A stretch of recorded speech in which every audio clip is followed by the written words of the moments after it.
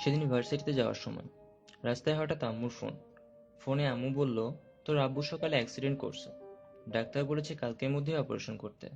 অপারেশনের জন্য 3,000 টাকার ঘাটতি আছে, কালকের মধ্যে 3,000 টাকার দরকার।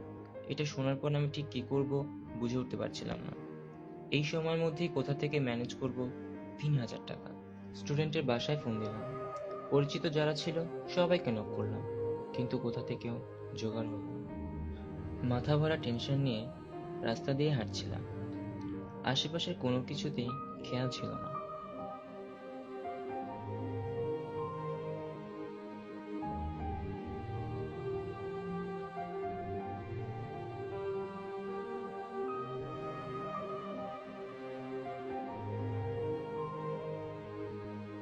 এমন সময় আমাকে দেখে ডাক দিল কাছের কিছু ফ্রেন্ড। আমি ওদের কাছে যেতেই ওরা বুঝে ফেললো আমি কোনো ব্যাপার নিয়ে চিন্তিত। প্রথমে ওদের কিছু বলতে চাইনি, ভেবেছিলাম ওদের কেন শুধু শুধু টেনশন দিব।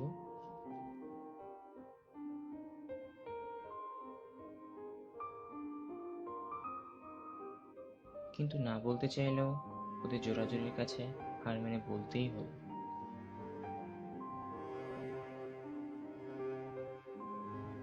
সমস্যার কথা শুনে ওরা সাথে সাথে 2,000 টাকা ম্যানেজ করে দিল।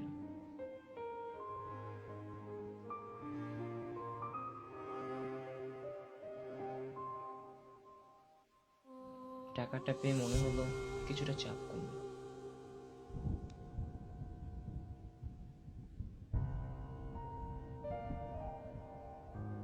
3,000 টাকার মধ্যে 2,500 টাকার জোগাড় হলো, কিন্তু এখনো 500 টাকার দরকার।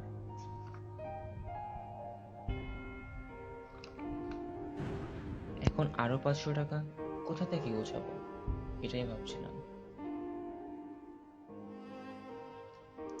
ফোনে বিভিন্ন জনকে ট্রাই করছিলাম।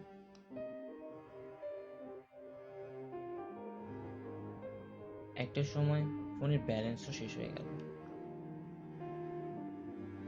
রিচার্জ করার জন্য দোকানে গিয়ে পকেটে হাত দিতেই মাথায় আকাশ ভেঙে পড়ল।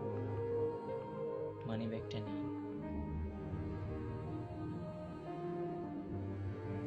ফ্রেন্ডদের দেওয়া 2,000 আর আমার 500 টাকা সহ মানি ব্যাগটি হারিয়ে ফেলেছি। কাল বাবার অপারেশন, আর টাকা হারানো ব্যাপারটা কোনোভাবে মেনে নিতে পারছিলাম না।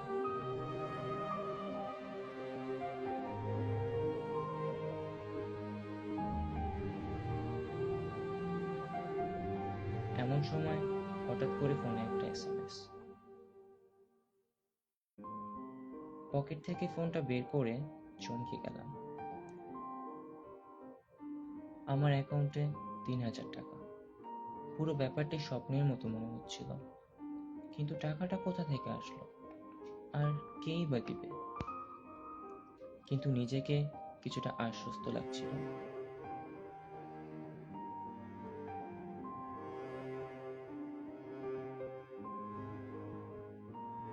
তারপর ফোনে আননোন নম্বর থেকে আরো একটি এসএমএস। এসএমএসটা পড়ে মানবতার নতুন সংজ্ঞা খুঁজে পেলাম। সেখানে লেখা ছিল, ভাই, আজ সকালে ওভারব্রিজের ওপর থেকে আপনার মানিব্যাগটা আমি চুরি করেছিলাম, কিন্তু পরে ফোন আলাপে আপনার বাবার অপারেশনের কথা জানতে পারলাম। ছোটবেলায় চোখের সামনে বাবাকে বিনা চিকিৎসায় মরতে দেখেছি, তখন কিছুই করতে পারিনি। কিন্তু আজকে আমার জন্য আরো একজন বাবার কিছু হয়ে যাবে, তা আমি হতে দিতে পারি না। মানিব্যাগে আপনার কার্ড আর অ্যাকাউন্ট নাম্বার পেলাম। আপনার 2,500 আর আমার 500 মিলিয়ে মোট 3,000 টাকা পাঠিয়ে দিলাম। আমার কুকর্মের জন্য পারলে আমাকে ক্ষমা করবেন। এসএমএসটি পড়ার পর এই বিচ্ছিন্ন ব্যাপারগুলো আজও মিলিয়ে উঠতে পারিনি। আসলেই পৃথিবীতে মানুষের মধ্যে এখনো মনুষ্যত্ব মরে যায়নি।